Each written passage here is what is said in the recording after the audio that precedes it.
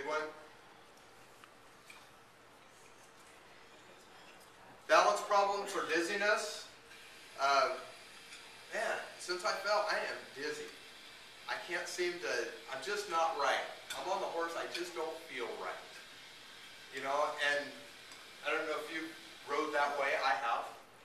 I mean, I've been hit pretty hard and got back on the horse and rode, and things just aren't, you're not yourself. Everything doesn't feel good, doesn't feel right.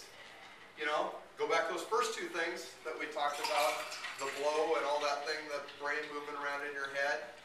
You know, we probably had some sort of brain injury at that point.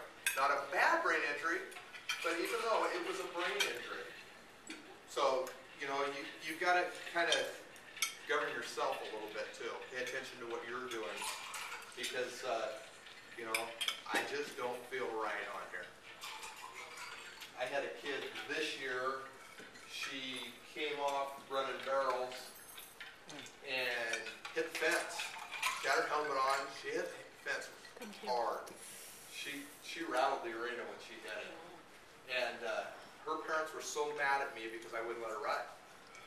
I mean, the kid told me she was dizzy. She wasn't real good at answering questions. Again, she was from Malala. No.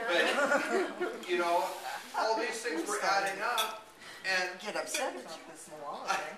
I've been there for 17 years, so 18 years. I'm there too. So. And I've coached the team for 7, so. All right. It's going on the internet, you know. Her parents were very, very upset with me because I told her, you can't ride. You're done for the rest of the day.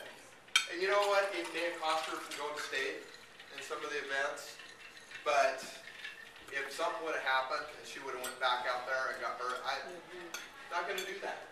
So they can be mad at me.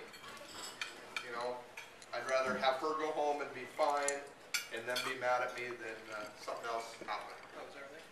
So double or blurry vision, things aren't looking right. You haven't been drinking and things still aren't looking right. You know, that's so sensitivity is a light. Does anybody get migraines? Man, you get a migraine or a bad headache, light kills you. Absolutely kills you. Just a regular headache. You know, the bright light's not a good thing. Your brain injury is the same way. We've got something going on up there, and the light usually doesn't bother you, and now it is terrible. I just want to go in the tack room and trailer and sit down in the dark. You know, that's your friend that you need to start watching.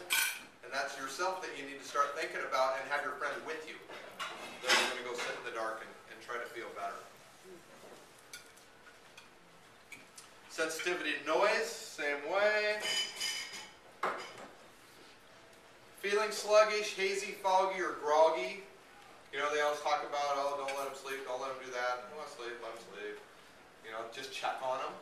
Don't, you know, if they normally sleep for a couple hours, only let them sleep for a couple hours. Don't let them sleep till the next day and not wake up, you know. But that feeling of, you know, sluggish, hazy, foggy, groggy, that feeling, you know, you need to watch yourself. And if somebody comes up and tells you that, and again, I always go back to those first two things. Those first two things are happening. Then we got to think about a head injury of some sort. Concentration or memory problems. That's the person that can't remember what test we're doing today. You know, can't remember once I get in the arena what's going on.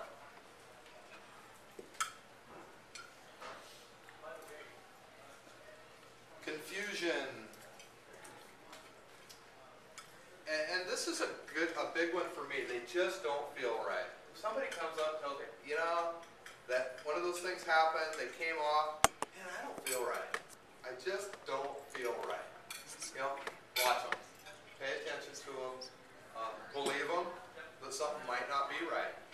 You know, I think those are important things. We use that in the field a lot. You know, campies, we're lucky here we run an ambulance. Somebody tells me I don't feel right or something's going on after a car wreck or something, I believe them. I really, really, really believe them. I had an instance years ago, somebody told me they didn't feel right and they weren't. They had real problems. So I'm a big believer in that. Okay, prevention. prevention. Let's talk about prevention a little bit. Insist that safety comes first.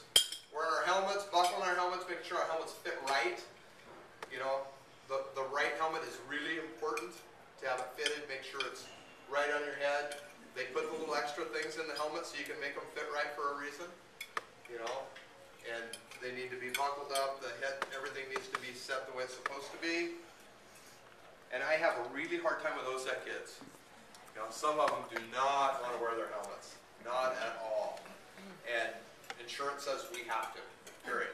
Have to wear helmets in OSET.